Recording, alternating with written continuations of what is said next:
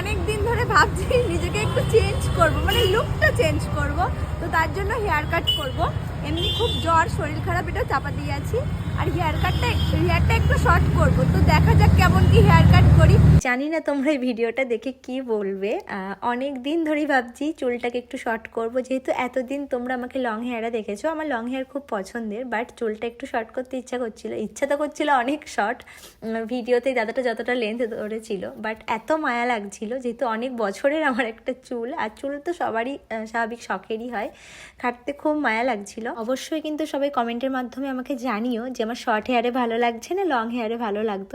জানি অনেকেই বলবে লং হেয়ারে, তো ঠিক আছে, চলো আবার ঠিক বড় হয়ে যাবে।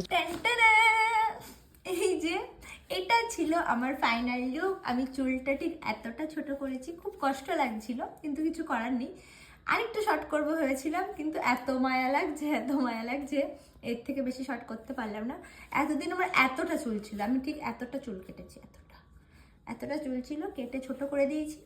এবারে তোমরা আমাকে জানিও যে আমাকে কেমন লাগছে। অবভিয়াসলি আমি জানি সবাই বলবে লং চুল আমার লং হেয়ার খুব পছন্দের, আমি এখনো বলছি, বাট একই রকম হয়ে যাচ্ছে বলে ভাবলাম যে চলো ঠিক আছে আমি একটু চেঞ্জ করি। তো এই যে এতটা শর্ট করেছি, খুব তাড়াতাড়ি আবার বড় হয়ে যাবে। শখ ছিল আরো একটু ছোট করার এতটা, বাট সেটা করে উঠতে আমি আর পারিনি।